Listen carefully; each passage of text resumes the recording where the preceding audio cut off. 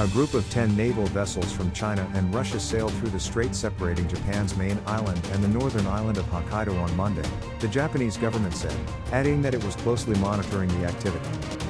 This is the first time Japan has confirmed the passage of Chinese and Russian naval vessels sailing together through the Tsugaru Strait, which separates the Sea of Japan from the Pacific. While the strait is considered international waters, Japan's relations with China have long been plagued by conflicting claims to a group of small islands in the East China Sea.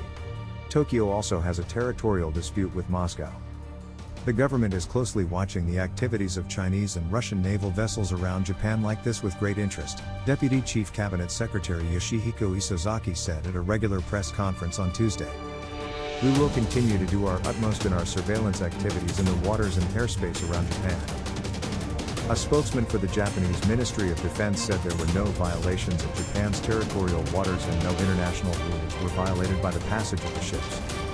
Russia and China held joint naval exercises in the Sea of Japan as part of naval cooperation between the two countries from October 14th to 17th involving warships and support vessels from Russia's Pacific Fleet. Moscow and Beijing have developed closer military and diplomatic ties in recent years at a time when their relations with the West have deteriorated.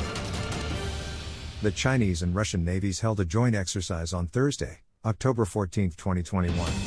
The exercise was held in Russian territorial waters around the Sea of Japan. Citing China's official state media Global Times, in the seamless naval interaction exercise, Beijing fielded several frigates and warplanes.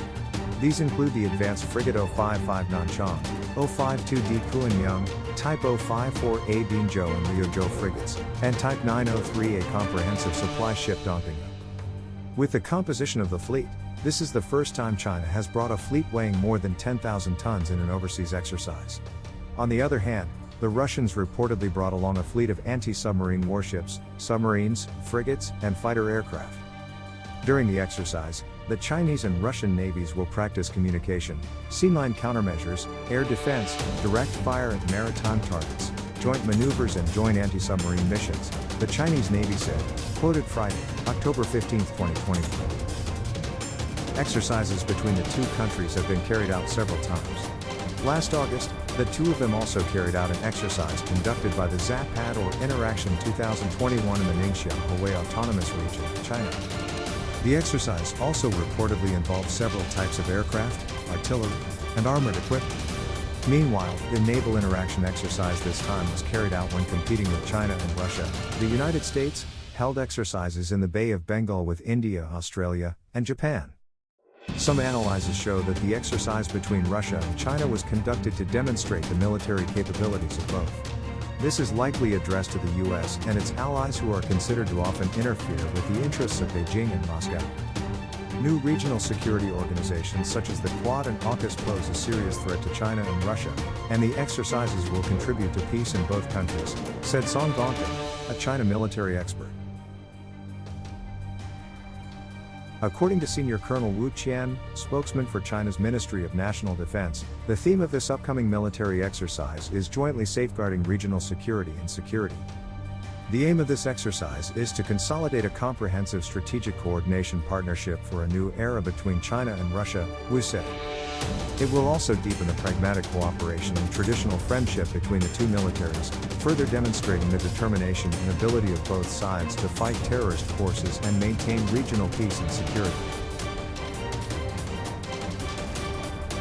This exercise itself when the United States held a large-scale exercise.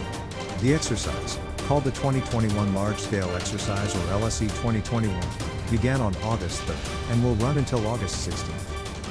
To increase the scale of the exercise, the U.S. Navy's 6th Fleet Europe-Africa said the exercise was similar to what Washington did in the 1980s in managing forces for the Cold War. LSE will test our commanders across the spectrum of naval warfare from tactical to strategic, integrating the Marine Corps to demonstrate the ability of fleets worldwide to conduct coordinated operations from the open sea to the coast. Analysts regard the 2021 large-scale exercise as a message from Washington to Russia and China that it can handle a simultaneous response to aggression on multiple fronts.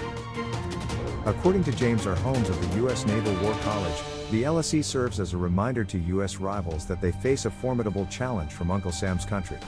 It was not directly stated who the U.S. rival was, but James said that some of the conflicts that occurred were directed towards China and Russia. They, US adversaries, will be challenged whether it's in the Black Sea, the Eastern Mediterranean Sea, the South China Sea, or the East China Sea, he told Stars and Stripes. Meanwhile, China's military analyst, Song Dongping, said that it was still tough for the US to fight China and Russia. The reason is that both countries have quite capable weapons capabilities, especially with nuclear experience. However, if the target shifts to China or Russia, two countries with strong combat capabilities and nuclear weapons, the US seems to have no experience, he said.